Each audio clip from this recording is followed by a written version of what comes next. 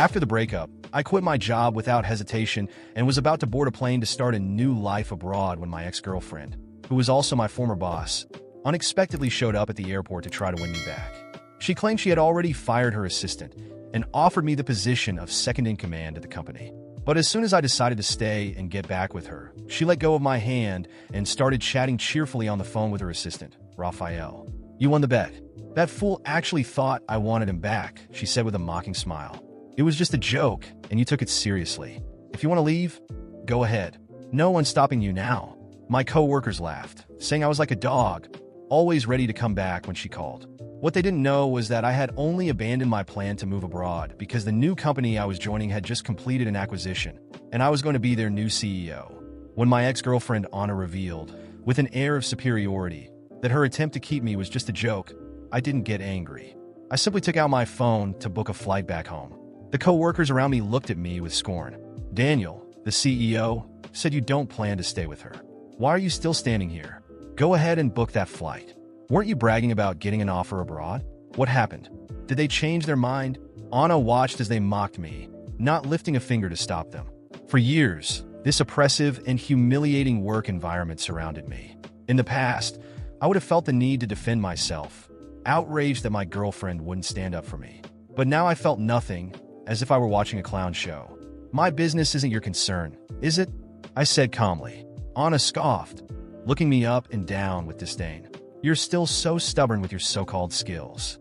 If I hadn't supported you all these years, maybe you wouldn't even have food to eat. Moving abroad? What a joke." Yes, I'm a graduate of a prestigious university. I left behind a well-paid job that others could only dream of to help her build everything from scratch. Yet, in Anna's eyes, I was useless. I was only where I was because of her, or so she thought. I almost laughed. I loved her deeply. Even after years of damage, I remained stuck in a manager position and never complained. But when she started handing my projects over to the new assistant, Raphael, and blaming me for his mistakes, making me face the consequences, she demoted me and cut my salary while promoting and giving raises to Raphael. That's when I finally woke up. That one-sided love I had been holding on to had to end. So, I quit and broke up with her, deciding to pursue my own career. As soon as I resigned and broke up with her, I decided to pursue my career. When I left that office for the last time, a mix of relief and anger washed over me. Relief for finally freeing myself from the toxic environment that was slowly draining me, and anger for having allowed Anna and her whims to dictate my life for so long. I didn't look back. Every step I took was a silent statement that I would never return to that place. In the beginning, things were uncertain. Although I knew I had the skills, the job market could be ruthless. But I had an ace up my sleeve that no one there knew about. An offer to become the CEO of an international tech company that had just completed the acquisition of a competitor. I accepted without hesitation. At my new job, I dedicated myself like never before. I spent countless nights planning strategies, reorganizing teams, and exploring untapped markets. Within a few months, the company's profits skyrocketed, and my reputation grew rapidly. I went from being an undervalued manager to a prominent figure in the industry. Everyone recognized my efforts, and for the first time, I truly felt I was reaping the rewards of my hard work. While I thrived, Anna and everything that had happened remained an open wound. It wasn't just about her treatment or the humiliations. It was about how she and my colleagues thought they could play with my life. I promised myself I would move on, but deep down, the idea of justice still burned within me. Over time, my new company began expanding its operations into Anna's home country. We became one of the largest investors in the sector, and I knew it was only a matter of time before our paths crossed again. When that happened, I wanted to be ready. It wouldn't just be a reunion, it would be my victory. Through contacts, I discovered that Anna was still working at the same company. Now as CEO, she apparently believed she was at the top. That only fueled my determination. I began researching the market and analyzing companies that could be strategic partners. It didn't take long to identify Anna's company as the ideal candidate. I personally reached out to the company's owner, presenting a significant investment proposal. My plan was simple: ensure that our partnership would only proceed under one condition: the replacement of the CEO. The owner was surprised but intrigued. I explained that for such a substantial investment, I needed someone I could fully trust to lead operations. He hesitated, but the amount was too tempting to ignore. Meanwhile, I ensured Anna had no idea of my involvement. All communications were handled through representatives or my vice president. She was eager about the potential partnership, believing it would solidify her position. Little did she know, her arrogance would be her downfall. On the day of the final meeting, where the contract would be signed, I made sure to attend in person. When I walked into the room, the shock on Anna's face was priceless. She tried to hide it, but I could see the tension in her eyes. I remained composed and got straight to the point. "Anna, it's been a while, hasn't it?" I said with a slight smile as I shook her hand. "I'm glad to see you managed to keep the company afloat after everything." She mumbled a few words, trying to stay composed, but the confidence she once flaunted was gone. I continued the meeting professionally, never revealing my true intentions. When it came time to discuss the final terms, I spoke directly to the owner. "The proposal is excellent, but there's one important detail. For us to proceed with the investment, we need new leadership in charge. It's not about discrediting anyone, just about strategic alignment." The silence in the room was palpable. Anna tried to argue, but the owner seemed inclined to accept my offer. He knew that the investment would be a game changer for the company, and in the end, that's what mattered to him. "I'm sure you understand that decisions like this are necessary for growth," I added, looking directly at Anna, who now seemed more lost than ever. A few weeks later, I received confirmation that Anna had been replaced. She tried to appeal, but her years of arrogance and the toxic environment she helped create ended up working against her. For me, this was more than revenge. It was a lesson that no one can walk over others without consequences. Today, I continue advancing in my career while Anna struggles to find her place in the market. She learned the hard way that the power someone thinks they have can vanish in the blink of an eye. And me? I simply move forward, knowing I achieved justice, but never letting it define me. After all, my greatest victory was choosing to value myself from the very beginning. Months after Anna was removed from her position as CEO, my life had reached a level I never imagined. My company was constantly expanding, and my name had become synonymous with success in the industry. However, it seemed that Anna and Raphael couldn't accept what had happened. Through contacts, I discovered they were spreading rumors, trying to undermine my work and my rise, claiming my success was pure luck and that I lacked the real ability to lead a company of that scale. At first, I ignored it. I knew my work spoke for itself, and I didn't need to prove anything to anyone. But when they tried to publicly humiliate me at a gala event, I decided it was time to put them in their place. The event was a gathering of business leaders, and I had been invited as the keynote speaker. When I arrived, I noticed Anna and Raphael sitting at the back, whispering to each other and glancing in my direction. It was clear they were plotting something. I paid no attention and continued engaging with other executives, focused on the purpose of the evening. After my speech, while mingling with other guests, Anna approached me, wearing a cynical smile. "So, you really believe you're all that, don't you?" She began, her voice dripping with sarcasm. "It's funny to see how people buy into this facade of yours as some great businessman." Raphael quickly joined her, like an obedient shadow. "Yeah, it's true. The fact is, he just got lucky. He only achieved what he did because he was in the right place at the right time," he added, trying to sound confident.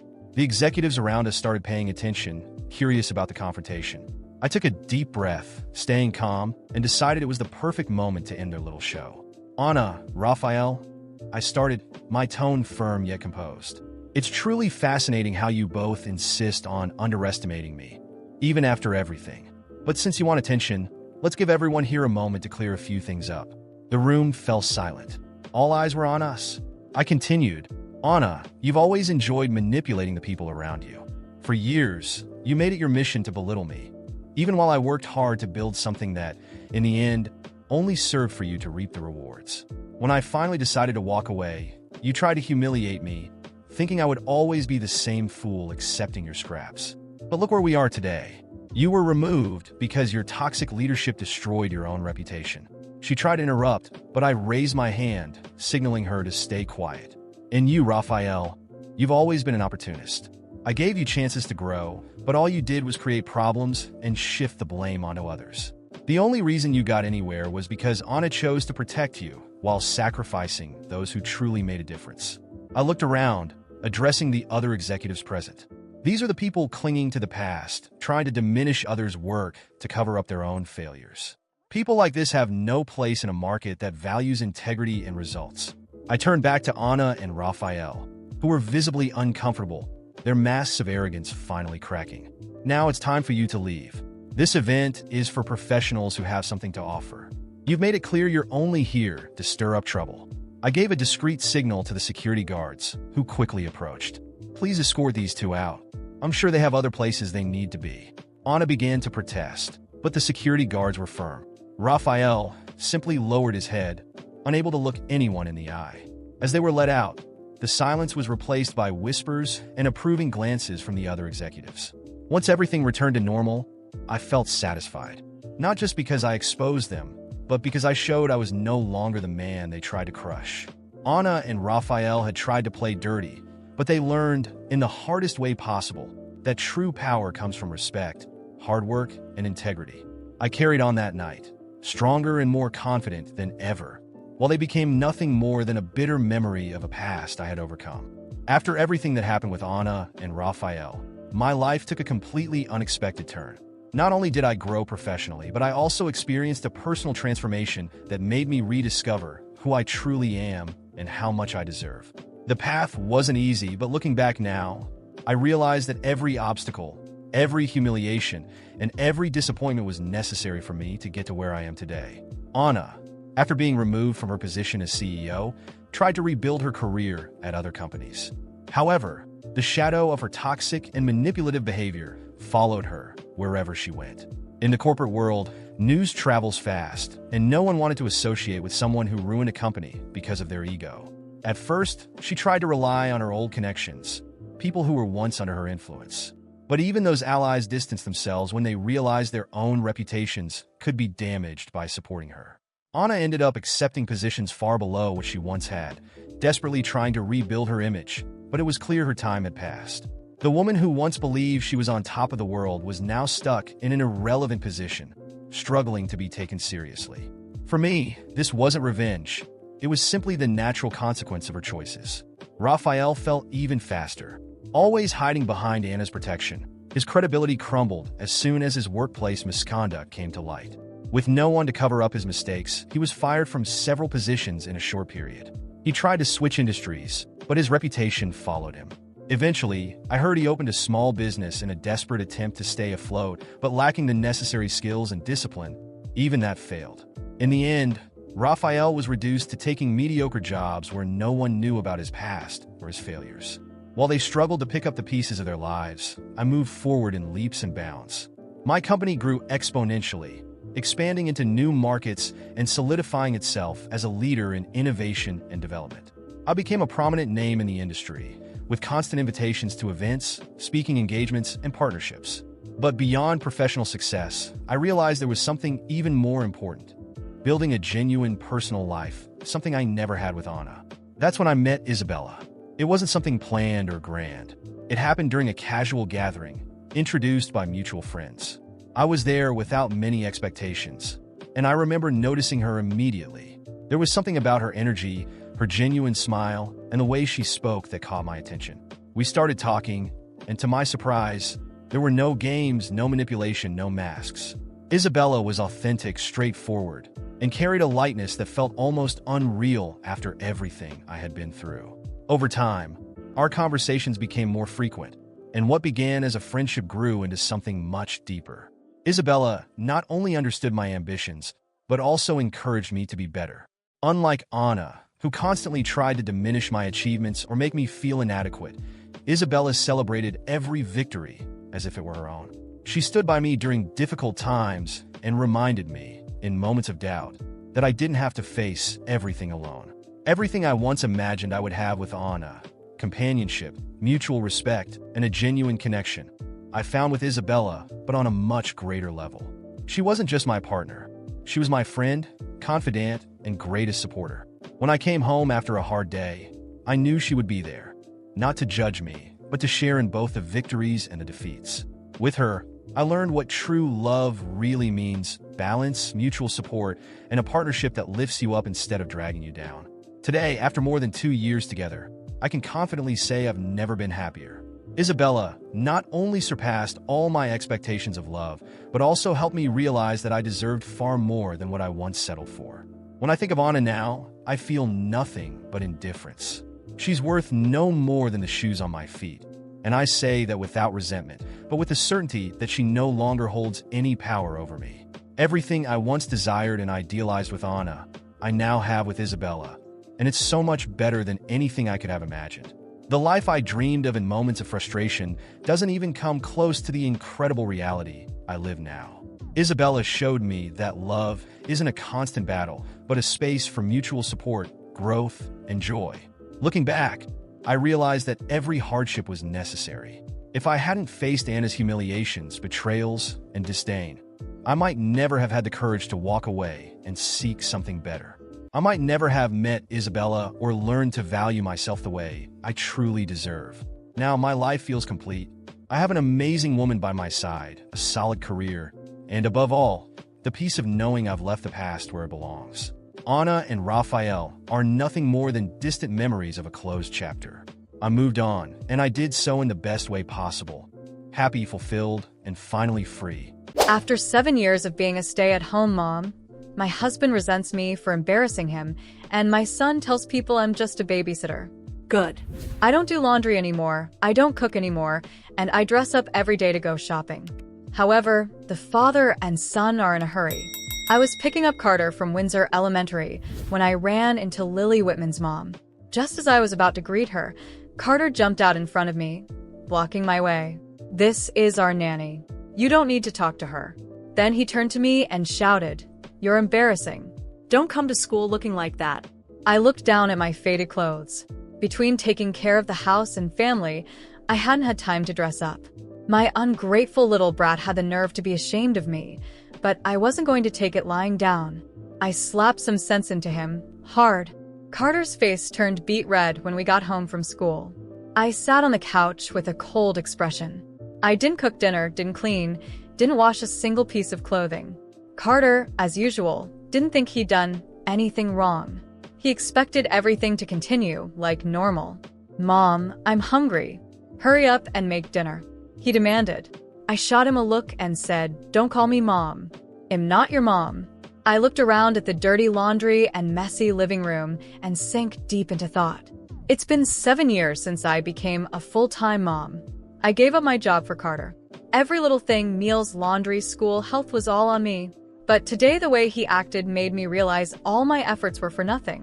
Why had I sacrificed so much? When I refused to make him dinner, Carter lost it completely. He threw himself on the floor and started screaming. I wasn't wrong. "You don't even have a job. What's the difference between you and a nanny?" I'm telling Dad. To my shock, Nathan frowned when he heard the story, and his eyes were full of disappointment when he looked at me. "Why are you making a big deal over what a kid says? You promised him fried chicken today." No wonder Carter's upset. "Nathan, are you serious?" I couldn't believe it. "Your son has serious issues, and when I try to teach him a lesson, somehow it's my fault?" Nathan's face showed nothing but annoyance. "Carter's just a kid. What does he know? But you've let him go hungry this long. That's on you." Carter lipped, smug, glancing at me while he whined to Nathan about wanting fried chicken. Before the two of them could head out, I yelled, "If either of you walks out that door today, I'm done with this house." The only response I got was the slam of the door and the sound of their laughter fading down the street. I collapsed on the couch, tears running down my face. 7 years of my life. All for nothing. Every day I wake up early, cook, clean, take care of Carter, and do all the household chores. My workload wasn't any less than Nathan's, but now neither Nathan nor Carter appreciated me. Well, if they think I'm so embarrassing, I'm done. I'll spend my time and money on self-care and clothes. Let's see who misses me then. After making up my mind, I tossed Nathan's stuff into the guest room. There was no way I was sleeping next to that man for another minute. I called up Bianca, and we made dinner plans. Nathan tipped Carter out for fried chicken, so I wasn't going to hold back either. After dinner, Bianca and I hit Rivercrest Shopping Mall. I had years of missed self-care to make up for the newest skincare set. Bought trendy clothes and bags? Yes, please. Gym membership, spa package. Got them both. Bianca watched me spend money like water, her eyes wide in disbelief. "Vivian, aren't you worried Nathan's going to lose it?" I admired my purchases with satisfaction. Who cares? I'm spending my own savings. He has no say in it. I posted a picture of my shopping haul on Instagram to celebrate this new chapter of my life. But then I saw that Nathan had already posted something. First, he tagged me, too, with a snarky caption. Took Carter out for fried chicken. He says I'm his favorite. In the picture, they were smiling, faces pressed together in front of a table full of junk food. I rolled my eyes. Every time I tried to discipline Carter, Nathan would play the good guy.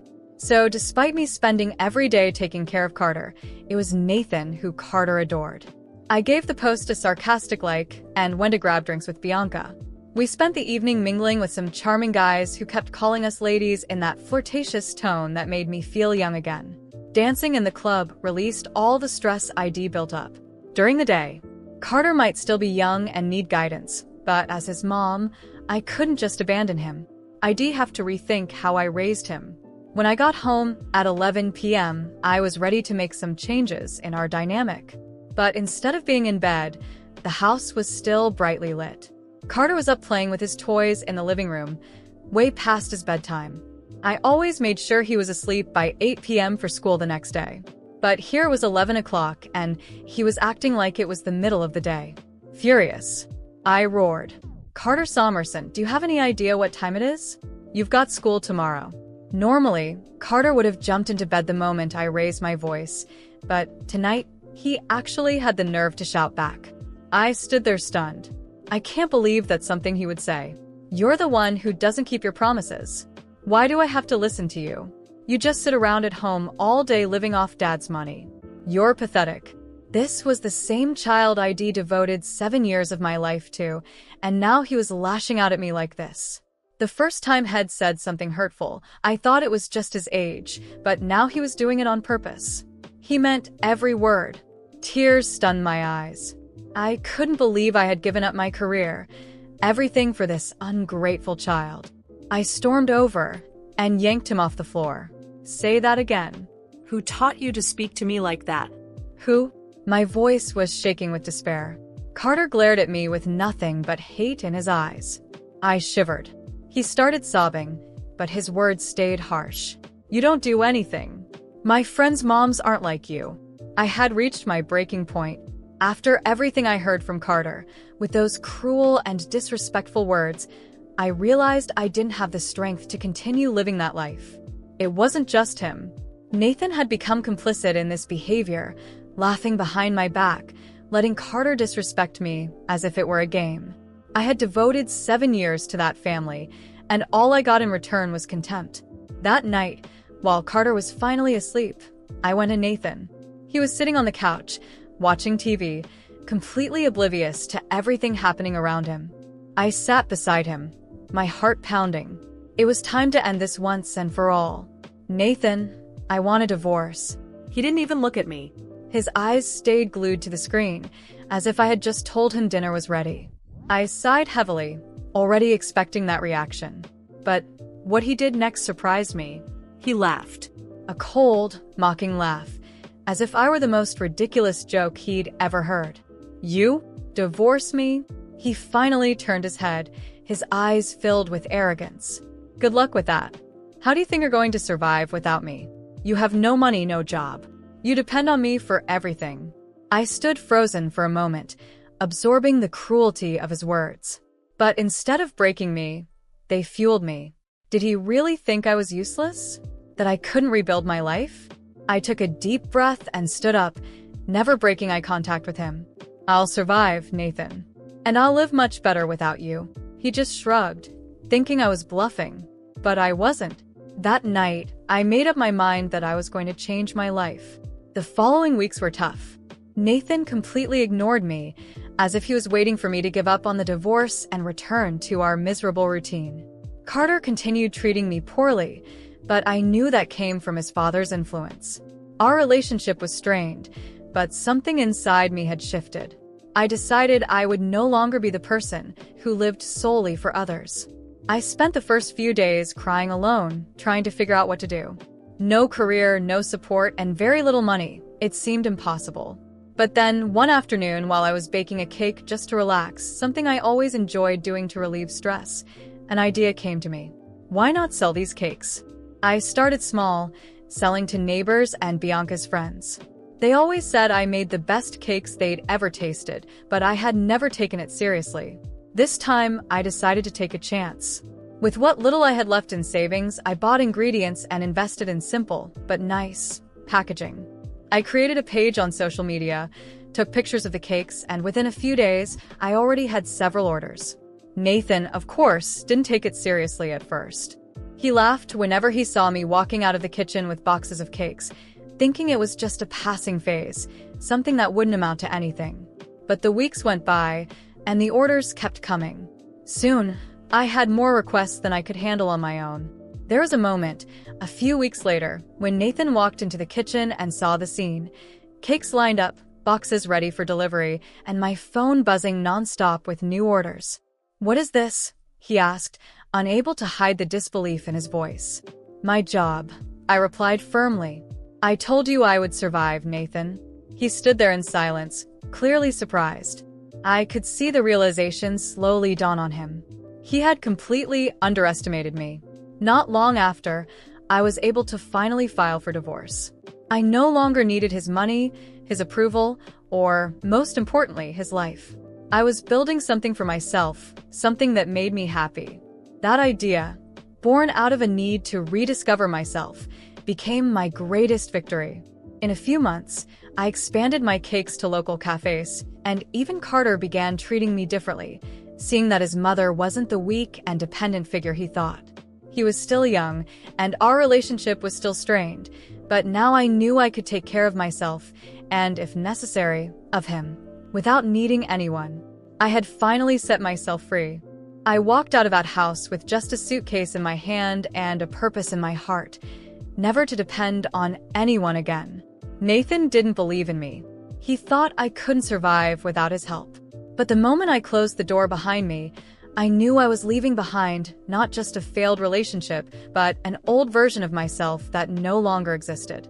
Over time, my small cake business grew. The success I found selling to neighbors expanded to cafes and local restaurants. I worked tirelessly day and night, experimenting with new recipes, developing my brand, and learning everything I needed to know about running a business. I couldn't afford to rely on anyone. I was doing this for myself and for Carter, who, despite being influenced by his father, was still my son and needed a better figure to guide him. Within a year, I opened my first bakery. It was called Sweet Victories, a personal reminder that every challenge I overcame was a sweet triumph. Customers came from all over, drawn by the flavor and quality of the cakes, and the shop quickly became a local favorite. With the money coming in from sales, I opened a second shop in another city, and before I knew it, I was franchising across the country. In 5 years, Sweet Victories had become a national chain. Each store represented a piece of my journey, a living testament to the fact that with determination and hard work, I could overcome any obstacle. The name, which had started as a personal symbol, now represented so much more. It was a victory over Nathan's contempt, over the years of being undervalued, and most of all, over my own doubts. At the peak of my success, something unexpected happened. I received a court summons. Nathan, broke and bitter, had filed a lawsuit against me. He was demanding half of the Sweet Victories brand, claiming that since we divorced during the business's growth, he was entitled to a portion. His audacity left me speechless. He hadn't contributed a single penny or effort to my success. On the contrary, he had tried to undermine and humiliate me, and now he wanted to profit from it? On the day of the trial, I was ready. The courtroom was packed, and the tension in the air was palpable. Nathan sat across from me, with his lawyer, trying to look confident, but his appearance showed clear signs of financial ruin. When it was my turn to speak, I stood up, looked at the judge, and began what would be the most important speech of my life. "Your Honor, everything I have achieved was with my own 2 hands. When Nathan and I separated, he told me I wouldn't survive without him, that I didn't have resources, that I depended on him. But the truth is, the success of Sweet Victories came from every cake I baked, from every sleepless night, from every tear I shed. Nathan didn't believe in me. He didn't support me, and he never took part in building this business. Today, he is not here because he believes he deserves half, but because he wants to profit from something he dismissed. He has no right to a single penny, not because of my pride, but because this is the fruit of my labor, my sweat. And I will never give that up. The courtroom fell silent. I could see the judge, thoughtfully considering my words. Then, he delivered his verdict. I won the case. Not only did Nathan lose the lawsuit, but he was also ordered to pay a fine for trying to claim something that wasn't his. However, when I heard the amount of the fine, something inside me decided I didn't want that money. I didn't need it. I wanted nothing from Nathan, not even to compensate for what he had tried to take from me. Your Honor, I decline the fine. I don't want a cent from this man. Everything I've built was through my own effort, and that's how I want to continue. Nathan stood there, defeated, while I walked out with my head held high. He had lost everything, while I had gained everything. But the money wasn't the most important thing to me at that moment. After the trial, I requested full custody of Carter. I knew that Nathan had been a terrible influence on him, and my priority now was to undo the damage. The judge, recognizing my dedication and the situation, granted me custody. I knew it would be a challenging task, but I was ready. I raised Carter with discipline, teaching him the value of hard work, honesty, and respect. It wasn't easy. He had been shaped by years of permissive behavior, but over time, he began to change. Slowly, he saw the kind of person his father truly was, and eventually, he realized how much I had fought for the both of us. Today, Carter is a responsible young man, and Sweet Victories continues to grow, with franchises all across the country. Looking back, I see that all the pain, the tears, and the sleepless nights brought me to a place of peace, success, and pride. Nathan? He's long gone, bankrupt, and with nothing left. But me? I have everything that truly matters. Even after all the hurtful things Carter said to me, I knew deep down that I could never abandon him. A mother never abandons her child, no matter what. He was young, influenced by Nathan's toxic behavior, but I knew that, in time, I could show him what true love, respect, and hard work really meant. And that's exactly what I did. Even when he yelled at me or compared me to other mothers, I persisted, raising him with both firmness and the affection he desperately needed. Over the years, our relationship changed.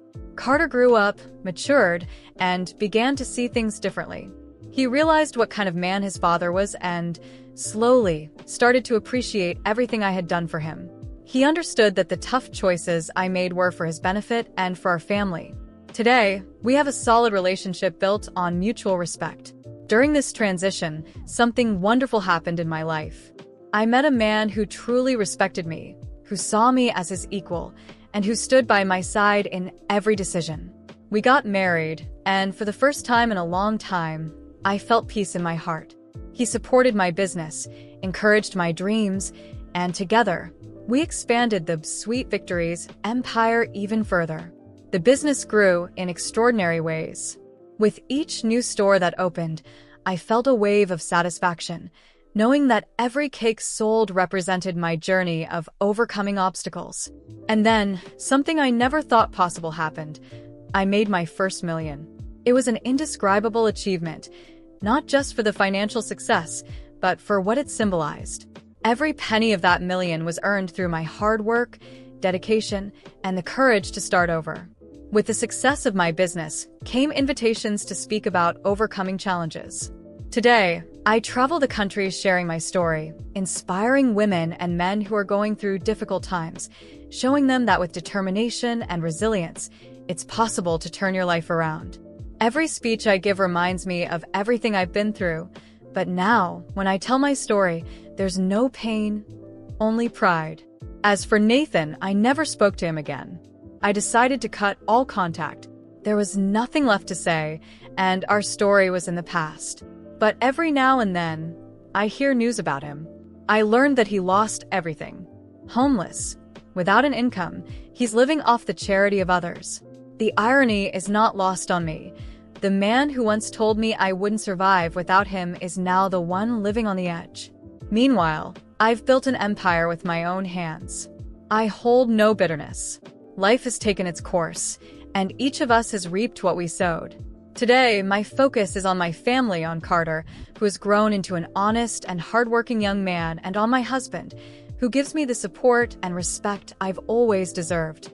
Above all, I'm at peace, knowing I've walked my own path and triumphed.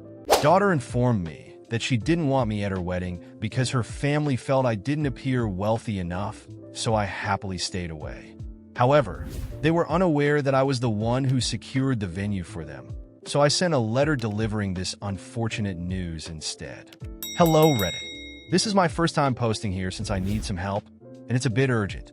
This matter is too personal to share with my friends, so I'm posting it here. I have been a single father to my daughter and have raised her on my own since she was born. My wife unfortunately passed away while I was pregnant with her. She had an aneurysm in her sleep, and by the time I woke up, she was gone. Since then, I have raised my daughter on my own and have honestly sacrificed a lot, something that other single parents can also attest to. I'm not saying that she owes anything to me because I'm her father, but a little appreciation would be nice. Unfortunately, she ended up telling me that she did not want me to attend her wedding a couple of days ago because apparently, according to her fiancé and his family, I did not look like I was rich enough to fit in with the kind of people that would be present there. That was incredibly hurtful. So I did something really underhanded as well. That's really not in my nature, but I just couldn't help myself. All of this started 2 years ago when she first started dating Steve. She met him through friends from what I know, and he belongs to quite a wealthy family. His parents own one of the top real estate firms in the state, and they're pretty much rolling in money. He looks the part as well, always dressed in luxury brands from head to toe, and he owns 3 cars himself.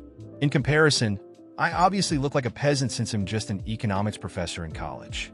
I do make a decent amount of money, and it has been good enough for me and my daughter. That's how I've been able to pay all the bills and the rent and afford to be able to raise her single-handedly for the past 25 years at least. It used to be good enough for us until she started dating Steve, and then things started changing and getting weird between us. Just for the record, I never had a problem with her relationship with Steve or him as a person until recently. Even though after the first time we met, my daughter called me up later on to tell me that I needed to start changing certain things about my house so that it looked better. She had said that the fact that most of the furniture in my house looked really old was pretty embarrassing for her since she had been to Steve's parents' mansion, and it was crazy how beautiful and shiny everything was. She wanted me to at least put an effort into making my home look better. We had a fight after the first meeting because I did not think that there was anything wrong with the way my house looked. The fact that certain things were really old just meant that they had character. I did not want a shiny, glamorous lifestyle like Steve or his parents because I knew that I could not afford it and I wanted to live within my means. I was perfectly happy with how my life was and did not have any complaints, so she had no reason to be complaining about it either. Some of the things that she wanted me to replace, like some furniture and stuff, had actually been picked out by my late wife, and I really valued them. We got into a fight back then, and I told her that if she was so embarrassed of me, then maybe she shouldn't have introduced me to her rich boyfriend in the first place. She realized that she was being a jerk and apologized to me later, and we were able to patch things up. But after that, she never brought Steve over to my place, and I only met him a handful of times. I met his parents once when they got engaged, and I attended the party that they threw. Even then, my daughter had a lot to say about the way that I was dressed, and she said that it was an engagement party, so I should have put more effort into how I dressed. But according to me, I was dressed perfectly fine, and not stupid. I could tell that her real problem was the fact that I was not dressed in luxury brands and was just wearing things that I could afford. But I guess she was too afraid to say it anyway. I try not to mind that. And even though she had started being very distant from me ever since she had introduced Steve to me, I still tried to keep in touch with her. But then 3 days ago, she visited me and told me that after Steve and his parents had met me at the engagement party, they did not think that I would fit in with the crowd that would be present at their wedding, since it would be mostly their friends and other business associates who worked with his parents, but none of her family members. Since Steve's parents were funding most of it, she thought that it would be better for her to respect their wishes. She even said that she would have a private ceremony later on, and I would be invited to that. But for now, she just wanted me to understand where she was coming from because ultimately she did not want me to feel out of place. I was very hurt when she said that, and I started crying. But then she got really exasperated and said that there was nothing worth crying over. This was just the fact that I did not look rich enough to fit in there, and she did not want me to embarrass either myself or her. She told me that she had hoped that I would understand, but I was just being selfish by not caring about her image in front of her in-laws. Once I stopped crying, I told her to get out of my house and never come back. After days of thinking about what to do after that devastating conversation with my daughter, I realized it was time to act. I had already sacrificed my entire life for her, and the least I deserved was respect. However, the fact that my appearance or lifestyle was enough for her to discard me without a second thought made me question everything. It was clear that she no longer saw value in the father who raised her alone, but instead in the image she could project to her new wealthy in-laws. I had secured their wedding venue through an old acquaintance as a surprise gift. I wanted to see my daughter happy and knew that place would be perfect for her dream wedding. But now I realized that was a mistake. It was time to correct it. I wrote a short, direct letter to the venue manager, canceling the reservation. I used firm words, explaining that due to family reasons, the event could no longer take place there. I also requested that he not mention the reason to anyone except me. This would leave my daughter and her fiancé in a difficult position, especially given how last minute it was to find another luxurious venue. After all, the wedding was just weeks away. Days passed until one day, I got a frantic phone call. It was my daughter. She didn't start with a hi or how are you. She got straight to the point. Dad, what did you do? The wedding venue got canceled. Steve is furious, his parents are panicking, and now we have nowhere to go. Do you have any idea what this means? Her voice was a mix of anger and panic, and I could almost picture her red face on the other end of the line. Oh, now you call me Dad? I replied calmly. I thought I wasn't good enough to be at the wedding, but apparently I'm good enough to fix your problems when things go wrong. This isn't a joke, she yelled, sounding on the verge of a breakdown. You have to fix this. They're pressuring me. If we don't have this wedding as planned, Steve might even call everything off. His parents will think I'm a failure. You don't understand what's at stake here. No, dear, I interrupted, still calm. You don't understand. I spent 25 years of my life putting you first. I dealt with all the hardships of being a single father, gave you everything I could, made sacrifices you'll never see. And what do I get in return? The humiliation of being excluded from the most important moment of your life because I don't look rich enough for you and your fiancé? No, that's not going to happen. She started to cry, but this time, her tears didn't move me. Something inside me had changed. But Dad, I didn't want it to come to this. I was just trying to balance things, make everyone happy. It's not just about you, it's about what they think of me. And what do you think of me? I interrupted again. Don't I matter anymore? You'd rather please a family you barely know than value the one who has been by your side your whole life? I refuse to be treated like garbage. You made the choice to exclude me.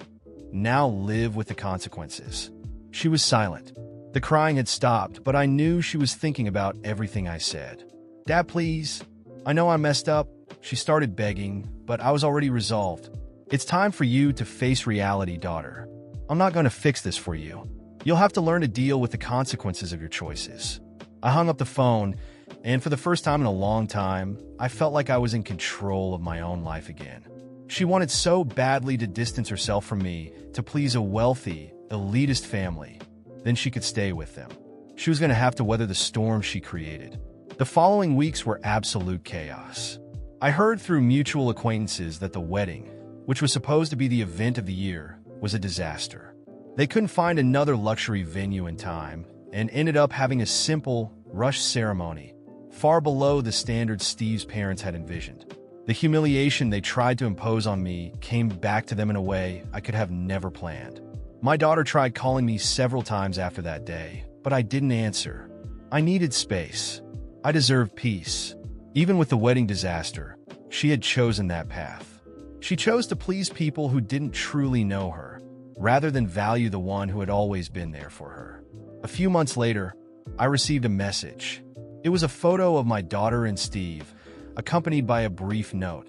We're getting divorced. There was no emotion in the words, just a cold report.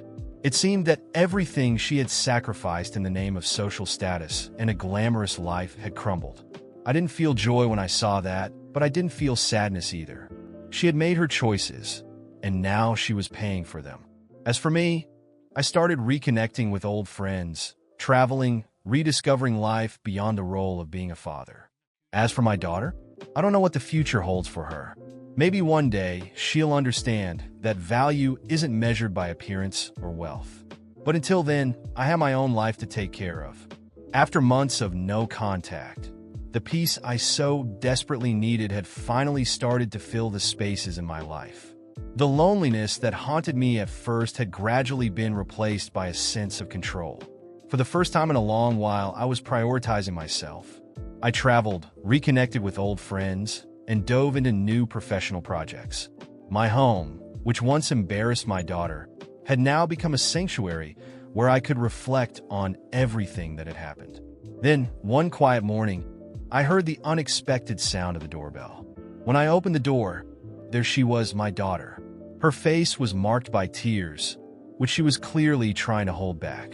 She looked so different from the woman I had thrown out of my house months ago. The silence between us was heavy. I could see the nervousness in her eyes. "Dad, can I come in?"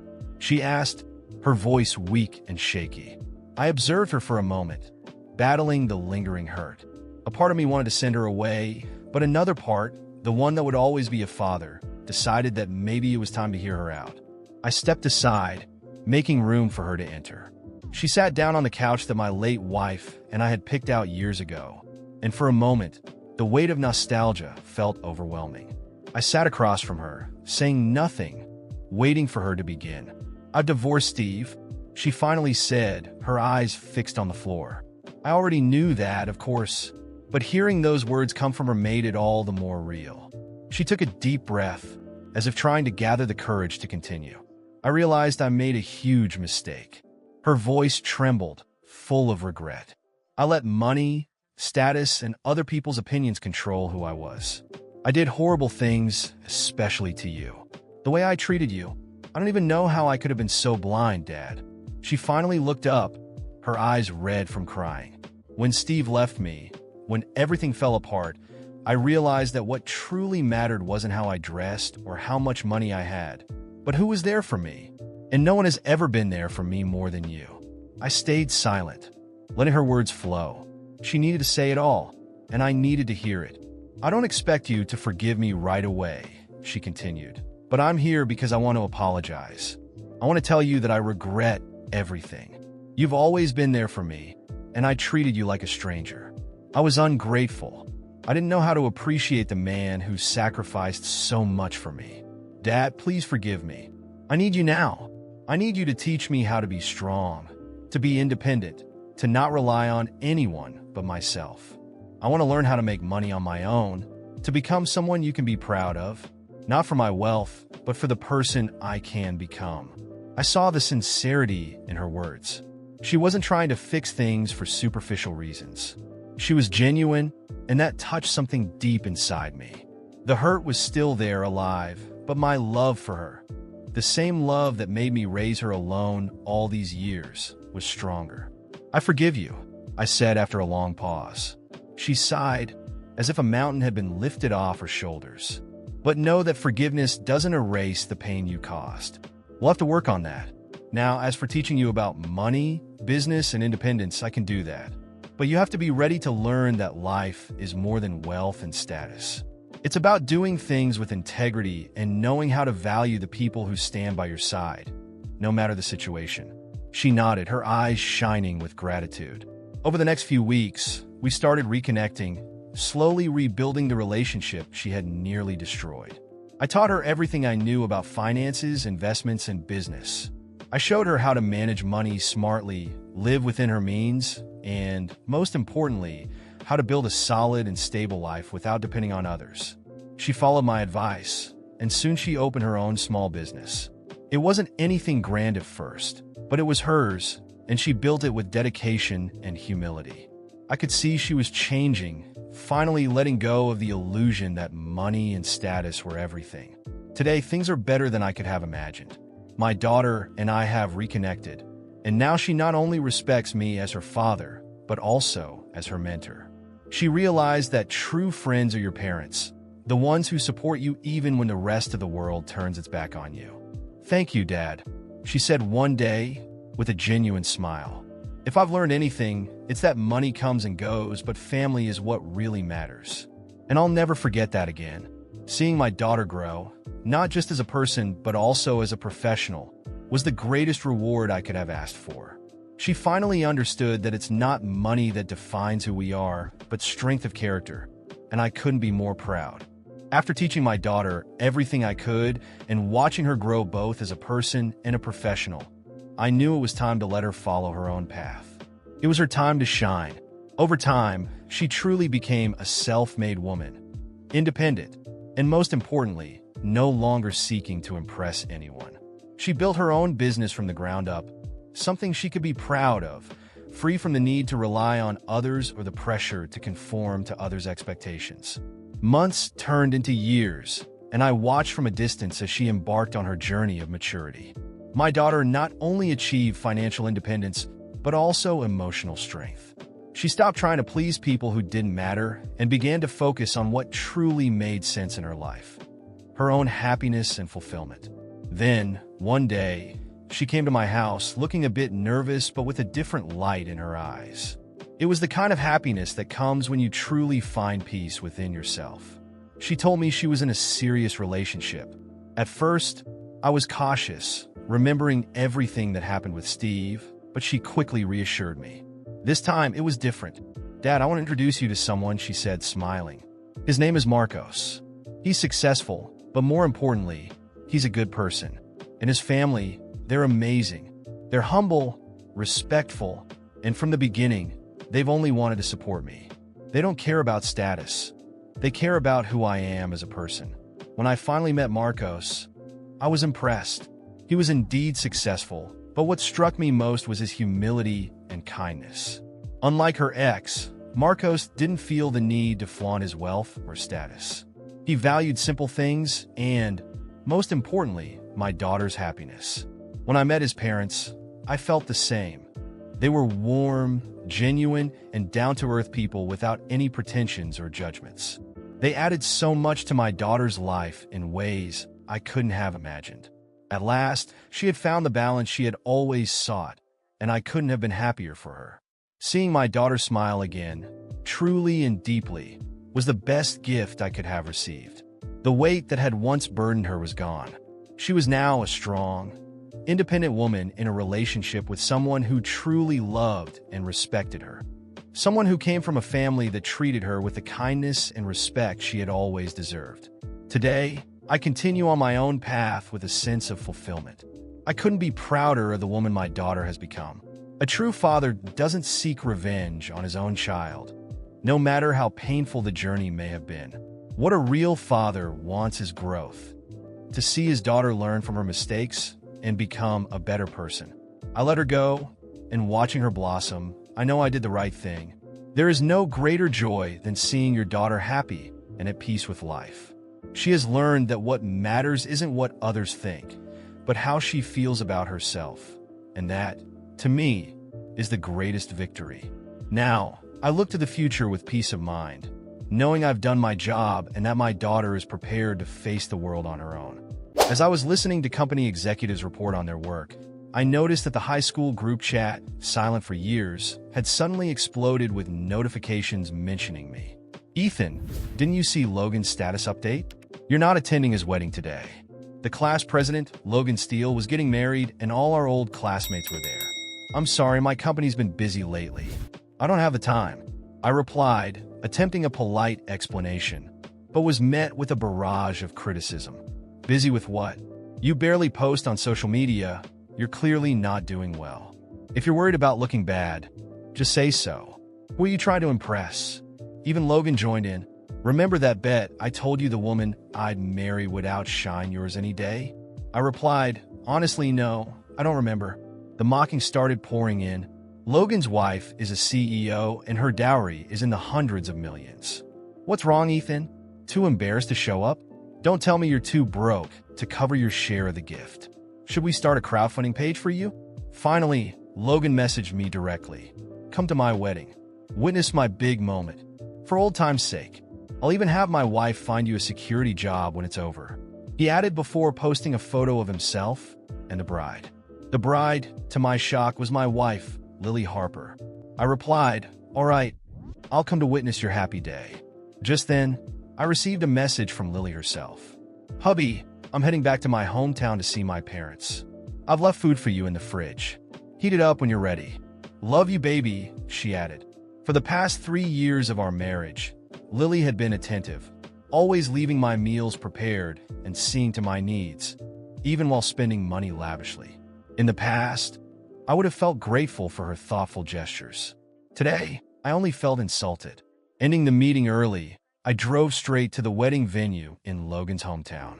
From a distance, I saw the banner over the hotel entrance. Congratulations to Ms. Lily, CEO of Besla Business Group, on her wedding. There beneath the banner stood Logan in an expensive suit, awaiting his bride. A group of our old high school classmates surrounded him. Logan, we had no idea you've been dating the CEO of Besla Business Group. Yeah, the famous entrepreneur. Ms. Lily, you're really something marrying such a wealthy and influential woman. Even our old homeroom teacher chimed in, flattering. Logan, I always knew you'd be successful. That's why I made you class president. Grades aside, you were destined for greatness. Logan stood, basking in the admiration, as proud as a rooster. After we married, Lily always talked about building her own career. I'd funded her ventures. Luxury boutiques, beauty salons, yoga studios, none of which succeeded. Despite every failure, she grew more determined, telling me she'd be a CEO one day. I'd handed over Besla Business Group, a small subsidiary for her to manage. I hadn't realized that she would use it to flaunt her success beside Logan. Seeing me, the classmates who had been fawning over Logan suddenly looked at me with scorn. One of Logan's friends approached, eyeing the car I arrived in. Ethan, you actually rented a Rolls-Royce just to show off? The others scoffed. So this is why you bothered to come to pose in a luxury car? What a joke. That rental must have cost you half a year's salary. Do you really think you can compete with Logan's wife? As they ridiculed me, I calmly replied, this is my car. Logan strode up to me, his face twisted in anger. Without warning, he punched me. This car, it's my wife's. You're the guy she's been secretly seeing behind my back, aren't you? You leech. Driving my wife's car to my wedding. How shameless can you be? The sudden punch knocked me off my feet. Classmates stared in disbelief. Logan, is this really your wife's car? Someone asked. Logan smirked with pride. Why would I lie? He pulled out his phone and showed off a few photos of him and Lily. They were intimately posed together, some taken inside the car, and others on the hood with the license plate clearly visible. The crowd immediately gasped. So it's true. That means Ethan is definitely mooching off someone else's wife. Logan glared at me coldly. No wonder you've been so quiet on social media all these years. Turns out you're nothing but a leech. The others quickly chimed in. While Ethan, you always look so put together. Never thought you'd stoop to this. I used to think he was the high school heartthrob, but now, total scumbag. It's pathetic, really. Acting all aloof when you're just mooching off a rich woman. Even our homeroom teacher looked disgusted. Ethan, don't ever tell anyone I taught you. I don't associate with people who lack morals. The murmurs and criticisms from the crowd attracted more onlookers, many snapping pictures and recording videos. I took off my designer jacket, worth millions, and tossed it in the trash. Facing Logan, I kept my voice steady. You punched me without knowing the full story. Pretty lawless of you. Logan sneered. What are you going to do about it? You came here in my wife's car, practically begging to get hit toward the Rolls-Royce behind me, his face contorted with anger. There's nothing worse than a man who lives off women. He pulled out his keys and scratched "Mistress deserves death" onto the car door. I glanced at the words and said, soon you'll realize how ironic that phrase is. Logan laughed bitterly. You're still running your mouth, you shameless loser.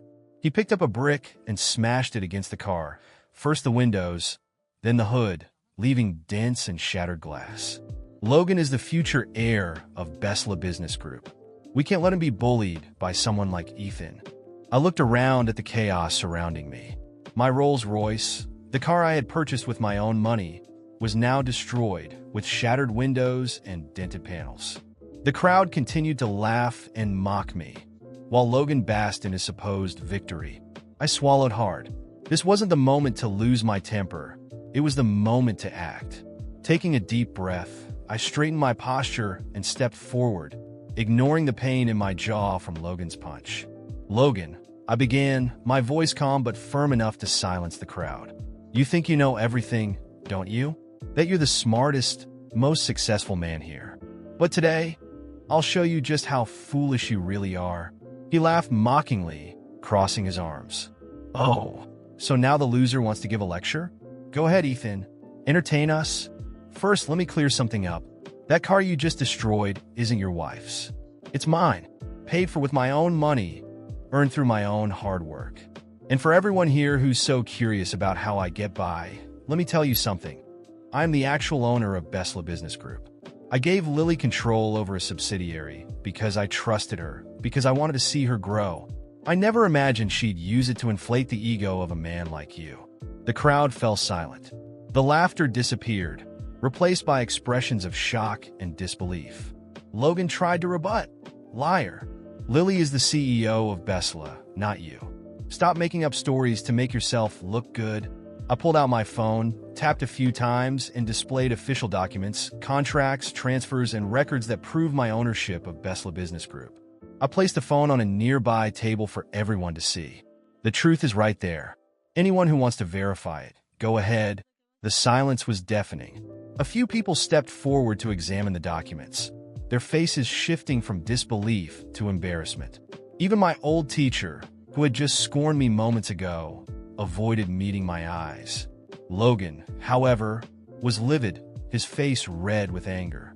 "This doesn't prove anything. You could have faked all of it. Lily wouldn't have married someone like you if she knew you were so powerful." I took another step closer, locking eyes with him.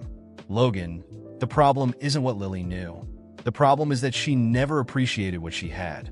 She chose to betray the man who gave her everything to be with someone who only knows how to show off.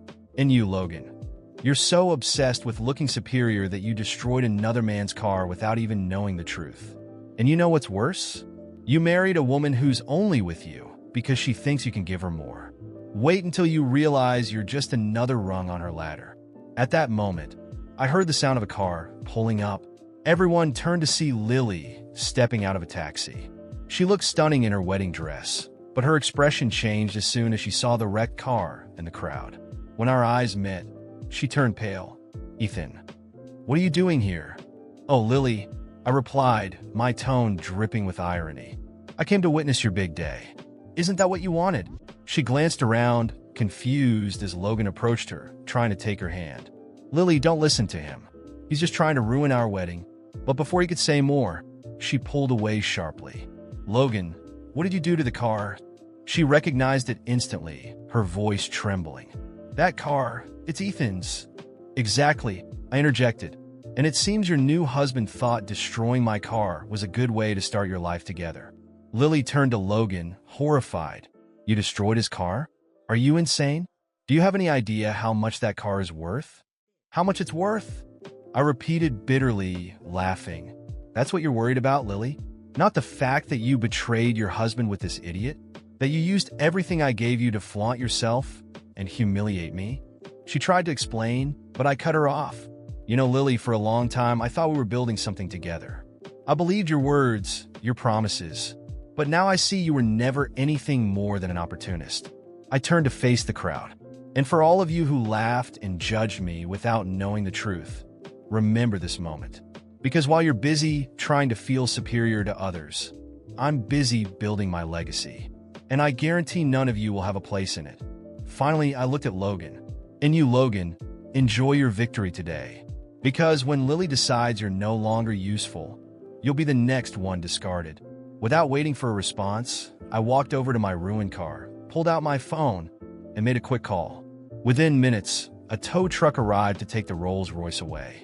Before leaving, I turned to Lily and Logan, both visibly shaken. "Oh, and Lily, consider this my wedding gift. Effective immediately. Your access to Besla is revoked. Good luck without it. I got into the taxi and left, leaving behind the chaos, the shocked expressions, and the shattered facade of their perfect day. For the first time, I felt like I had finally closed that chapter of my life. I left that place with a weight on my shoulders, but a clear decision in my mind. I wouldn't resolve this through anger or hatred, but with precision and justice. Lily and Logan thought they had reduced me to nothing, but I knew the real power lay in observing, planning, and acting at the right moment. I had something they would never understand: patience. When I got home that night, I found the dinner Lily had left in the fridge. I stared at the food, prepared with the care she always pretended to show, and felt the contrast between her actions and her intentions. It was no longer about love or betrayal. It was about principles. I resolved that everything would end cleanly and definitively. First, I severed every financial and logistical tie to Lily. It wasn't loud or dramatic, just a quiet adjustment of accounts, contracts, and access. Everything I had allowed her to use, from credit cards to vehicles, and even the apartment she occasionally stayed in, was transferred back into my name. Within days, she would have to face the reality of who had been behind the comfort she enjoyed. But my top priority was dealing with Logan. He had always prided himself on being the center of attention, manipulating others to appear superior. I decided that the best way to confront him wasn't through direct attacks, but by dismantling the illusions he had built around himself. I started with something simple: a meeting with our old classmates. I used the pretext of a casual reunion, something to reminisce about the good old days. It was surprisingly easy to gather most of them, especially since many still clung to that almost childish need to compete and impress. Logan, of course, showed up with Lily by his side, trying to maintain the image of the perfect couple. During the gathering, I let Logan speak first. He began boasting about his successes, emphasizing how lucky he was to be with Lily, repeatedly mentioning how she was a visionary CEO. As he spoke, I watched the reactions of those around him. Some seemed impressed, but others, those who had already started doubting Logan's exaggerated stories, exchanged discreet glances. That's when I joined the conversation, calmly and respectfully. I started sharing stories from our school days, recalling moments when Logan had manipulated situations to make himself look better. I didn't attack him directly. I simply brought up inconsistencies from the past in a subtle way. As the night went on, the conversations began to shift. Classmates started sharing their own stories, moments when they felt used or deceived by Logan. Lily, who initially looked uncomfortable, tried to intervene a few times to defend Logan, but I remained composed, skillfully redirecting any tension. When she mentioned how Logan had always been a natural leader, I smiled. That's true. He always had a way of drawing people in, even if it was mostly for his own benefit. The reunion ended without major confrontations, but something had changed. Logan, who arrived full of confidence, left visibly shaken. The seeds of doubt I planted in the group began to grow. In the days that followed, some classmates reached out to me privately, thanking me for opening their eyes. Others started questioning Logan publicly, especially on social media. Logan, who had always controlled his image so carefully, suddenly faced the pressure of addressing accusations from the past. Meanwhile, with Lily, I took a more direct approach. I arranged a dinner at our home and waited for her to arrive. When she walked in, smiling as if everything was normal, I asked her to sit down. In silence, I placed a stack of documents on the table, including proof of the transfer of all assets and responsibilities back into my name. Lily, I began, this is what's left of what we had. Or rather, what you thought you had. She tried to argue, but I raised a hand to stop her. There's nothing left to say. You chose the path you thought was best. Now, you'll walk it alone. I trusted you, and you broke that trust. This isn't just about marriage. It's about character. I made it clear that our divorce would be handled quietly, without scandals, but that she would no longer have anything from me. She tried to cry, to plead, but I didn't waver. In the end, she left with the few belongings that were truly hers. I felt a mix of relief and sadness, but also the certainty that I was doing the right thing. In the months that followed, Both Logan and Lily began facing the consequences of their choices. Logan lost the respect of our old classmates, who now saw him as a manipulator. Lily, without the financial and structural support I had provided, had to start over on her own. As for me, I moved on with my life, lighter and stronger. I didn't make a scene. I didn't need to shout or stoop to their level. I simply let their own actions expose them to the world. After all, true revenge isn't about destroying someone. It's about showing them you never had to play their game to win. My brother got me kicked out of the house so he could use my room as a game room. And now, years later, after discovering that I bought my own house, my parents are demanding that I give it to him. When I was younger, I lived with my mom, my stepdad, and my younger half-brother. My brother was always their favorite because my mom hated seeing me as I reminded her of my dad, whom she had cheated on, and for some reason she blamed me for it. I was often ignored and left out. For years, I tried to ignore this and get by, but the situation became unbearable when I was about 14 years old. My brother was spoiled and always got what he wanted. He was really into video games, and over time, he started complaining that the house didn't have enough space for him to have his own game room, something he had seen somewhere and now wanted. My parents then started hinting that I should leave the house so my brother could use my room as his game room. At first, I thought they were joking since they often told me to leave the house and that my presence there was useless. But then I realized they were serious. They began pressuring me to leave, saying that I was practically an adult and it was time to move on. I told them that I wasn't even old enough to have a job yet, had nowhere to go, and was far from being an adult. But as time passed, they decided it was time for me to go. And one day I came home from school to find all my belongings thrown on the sidewalk. It was incredibly tough.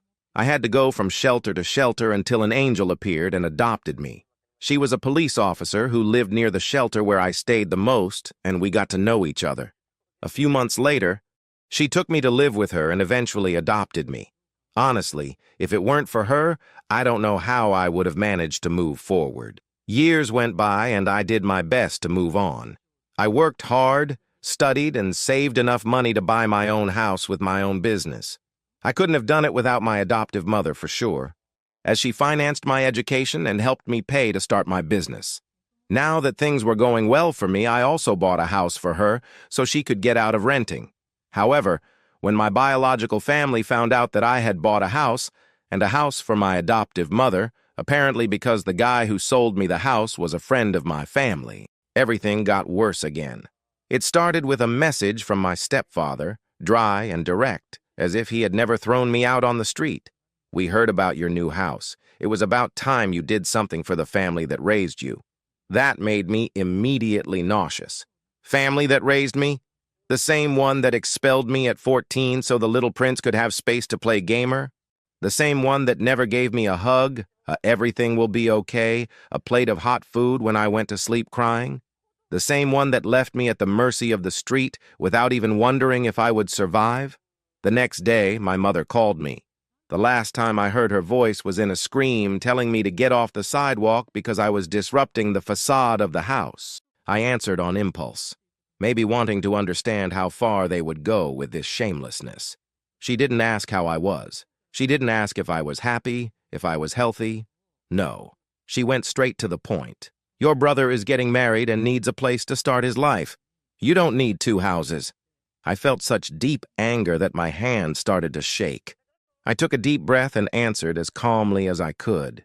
"You want me to hand over the house I fought for years to conquer to someone who never had to fight for anything in life?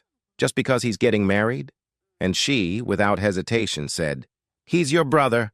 Family helps family." I almost laughed. Family helps family. I slept on park benches, hungry and afraid. Family helps family. Where were they when I needed new shoes to go to school? Where were they when I was beaten in one of the shelters and no one showed up to visit me in the hospital? I hung up without saying anything else. I thought I would have peace after that, but I underestimated their capacity to cross all limits. Days later, messages from unknown numbers started. One of them said, "You're going to regret turning your back on your family." Another, "You have a blood debt to us." My adoptive mother even received an anonymous message saying she was interfering too much in a family that wasn't hers. That really got to me. I went to the police station to file a report. I already had contacts. I already knew what to do. I was different from the fragile boy they had expelled years ago. And more, I had a name, I had a clean record, I had proof. But it didn't stop there.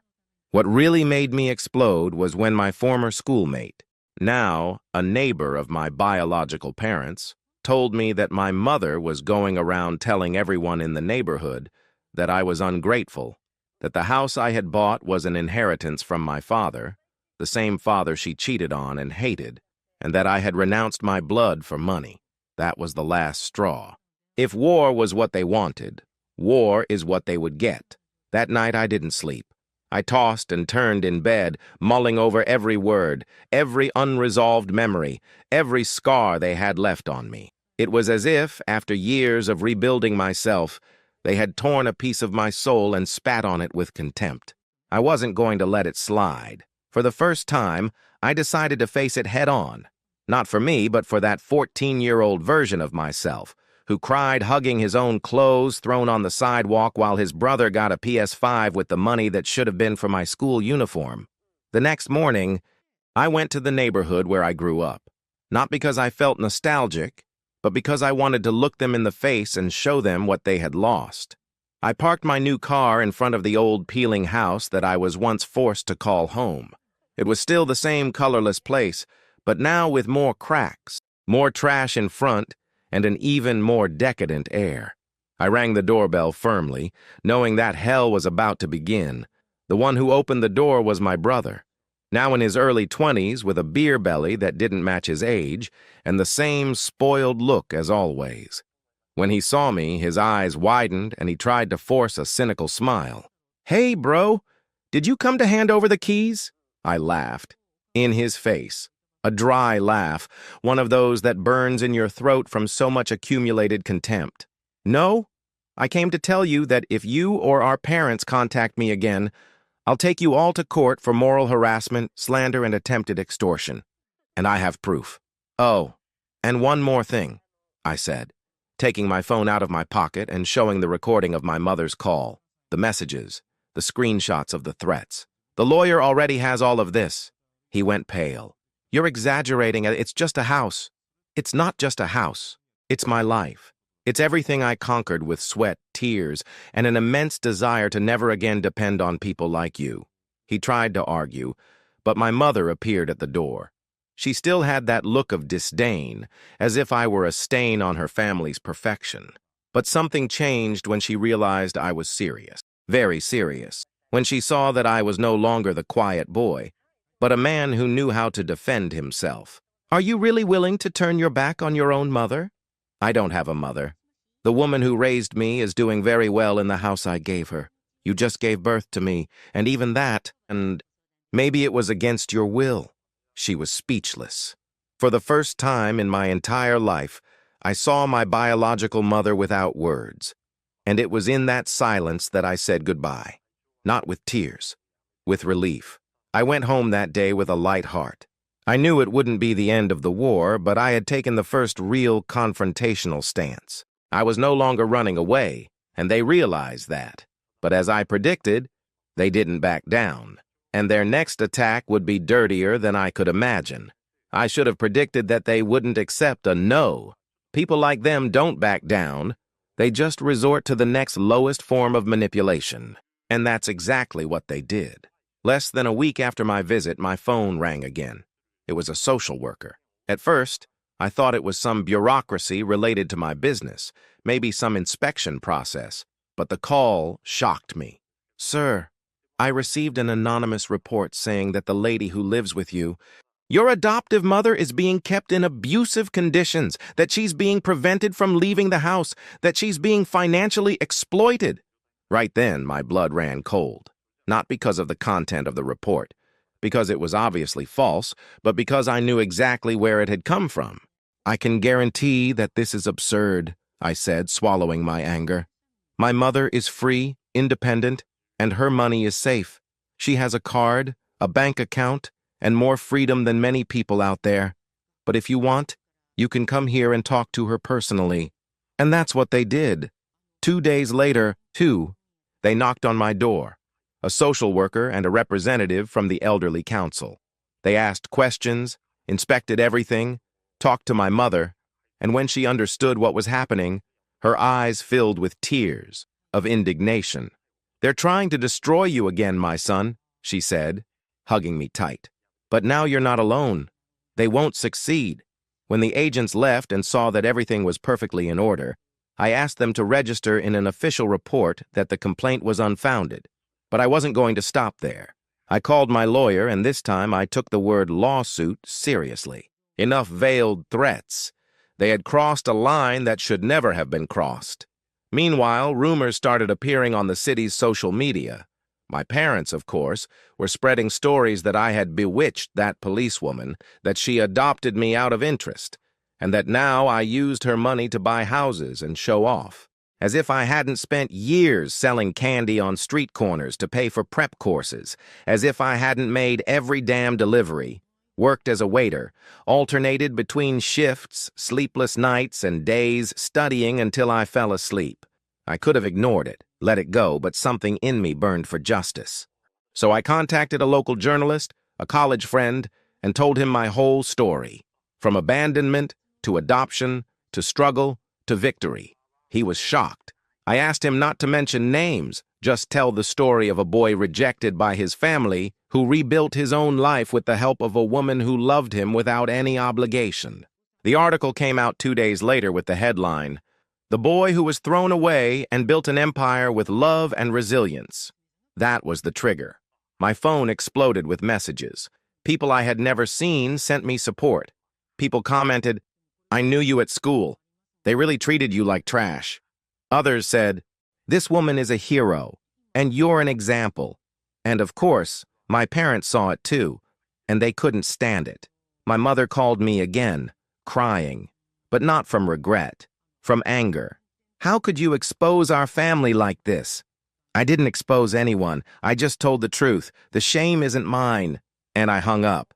That day was the first I slept with my soul at peace. But their game wasn't over yet, and the next move would be even dirtier. I thought that after the article they would back down.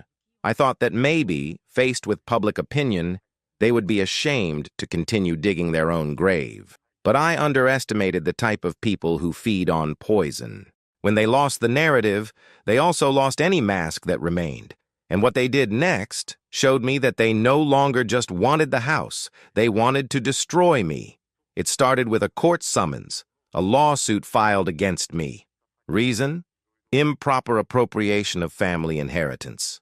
Yes, you read that right, too.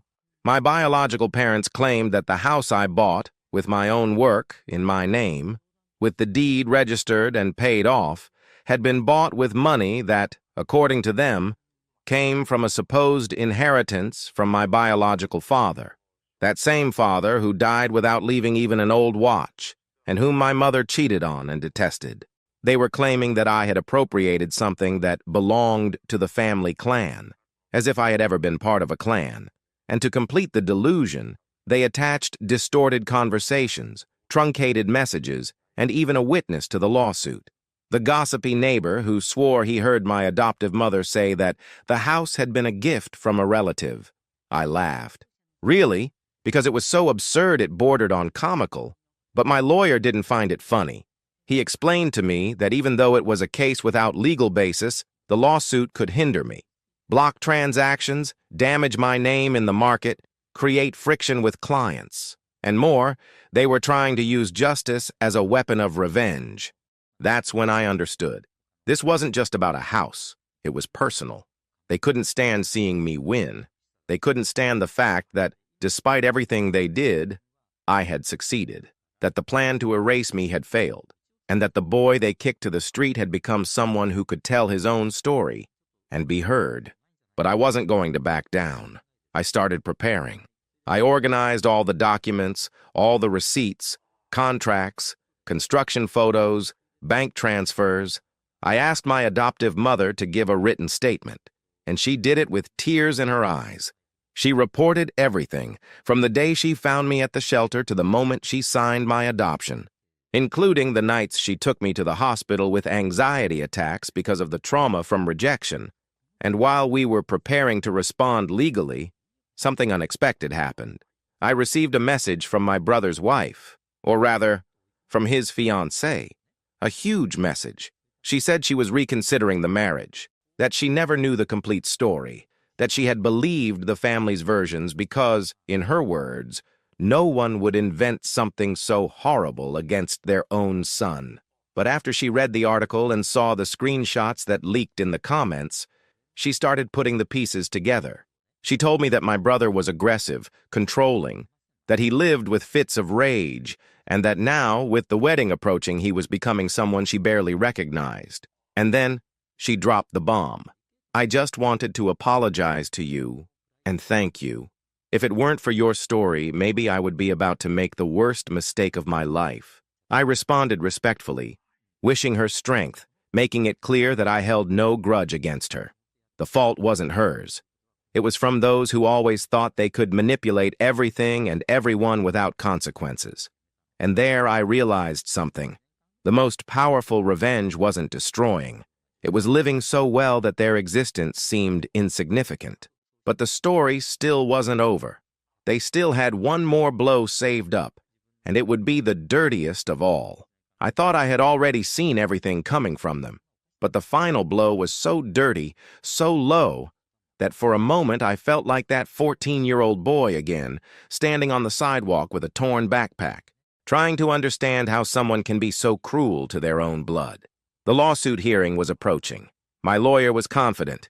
We had all the necessary documents, irrefutable proof, and the judge had already requested an audit of the accounts and properties involved. Everything pointed to them being officially unmasked, with a stamp and everything. And that's when they decided to play dirty one last time. On the eve of the hearing, my adoptive mother had an accident, a hit and run, at her front door, in broad daylight. And the driver? An acquaintance of the biological family, a guy who used to frequent my mother's parties when I still lived with them. He claimed that she ran in front of the car suddenly, but witnesses said otherwise.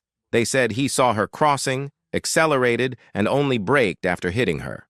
My mother broke her leg, had scrapes, but thank God wasn't in mortal danger.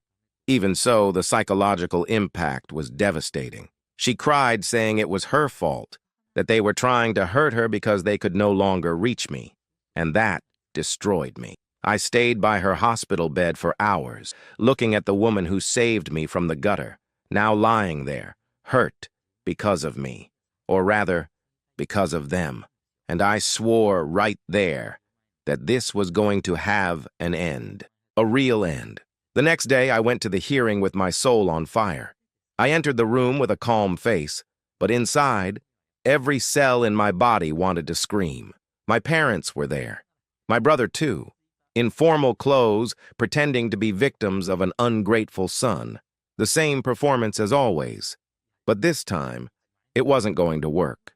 My lawyer started presenting the documents, bank reports, testimonies. The judge seemed attentive, professional, but her expression changed with each piece of evidence until it was my turn to speak, and I spoke.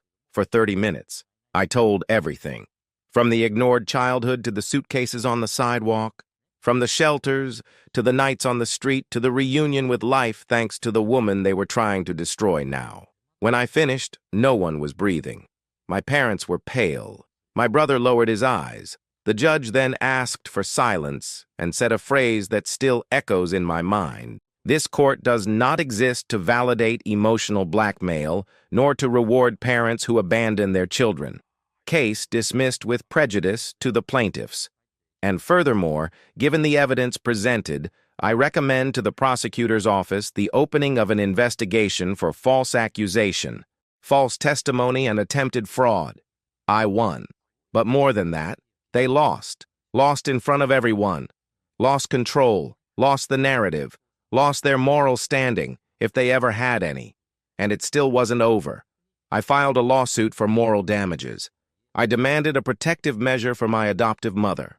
I filed a report against the hit-and-run driver, and I initiated judicial freezing of my brother's assets, since he was using his fiance's company name, who had now canceled the wedding, to launder money from illegal online gambling. Yes, I went all the way, because they deserved every second of consequence.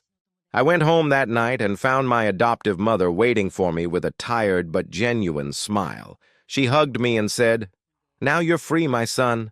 And for the first time, I felt it was true. But there was something that still needed to be done, something I owed to my inner child. And it would be the final piece of this story. The lawsuit was over. Justice was done. But I still felt empty. Something inside me remained restless, as if the wound had been closed, but still pulsed from everything that wasn't said, from everything I had to swallow over the years. I didn't just want justice on paper. I wanted them to hear me. I wanted them to look me in the eyes and see, really see, who they had lost. That's when I decided to organize a meeting. Not to rebuild bonds, that would never be possible again, but to end the story my way. I sent a direct message to the family group, that same group they removed me from when I was expelled, and wrote, "You have 15 minutes of my time, tomorrow, at noon. If you want to hear what you're afraid to face, show up." The next day, in the event hall of my adoptive mother's house, the house I bought for her with pride, I prepared 2 chairs and a recorder, one for me, another for whoever had the courage to come. I didn't expect them to come, but they came. My mother, my stepfather, and my brother, with his usual cowardly look, now without a fiancé, without money, and according to what I heard, about to be evicted. They sat as if they were victims. They murmured, "We're here to talk," but I didn't let them start with their narrative. I took the recorder's microphone, pressed rec, and spoke. "I want this conversation to be recorded, not for justice, nor for social media, but for myself, to never forget who I was, who you tried to erase, and who I became despite you." My mother tried to interrupt, saying she was sick, that everyone makes mistakes. But I stopped her with a gesture. "Mistakes? A mistake is forgetting a birthday. A mistake is yelling in the middle of a fight. What you did was abandonment. It was premeditated cruelty. You threw a child out on the street. A child, to satisfy the whims of a spoiled boy." My stepfather snorted, saying I was always ungrateful, that they had their problems. And do you think I didn't have mine? I slept on cold floors. I was kicked from shelter to shelter. I grew up learning to swallow pain, while you were feeding the ego of a kid who never had to work, who today lives trying to extort the only person who managed to win alone. You didn't raise a son. You raised a parasite. My brother remained silent. For the first time, perhaps, understanding that his image was no longer protected by the cloak of my mother's lies. The mask had fallen. "I don't hate you," I continued, facing each of them, "because hating would still require that you meant something to me. And today, you don't. What moves me now is gratitude. Gratitude for having expelled me.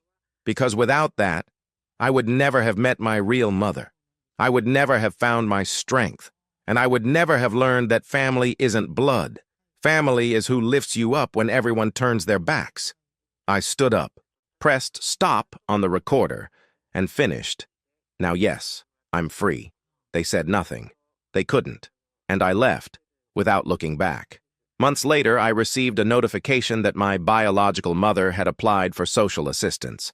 The damages lawsuit continued, and their lives crumbled. But I felt no pleasure in that. I felt peace, because now I knew who I was. I knew what I had conquered, and above all, I knew that my story was one of victory, not revenge. Today, I give lectures on overcoming adversity. My company grew, and my adoptive mother, my real mother, lives with me, full of health, surrounded by friends who treat her like the queen she is. And every time I look in the mirror, I see not only the reflection of someone who won, but the calm gaze of someone who went to hell and came back building bridges.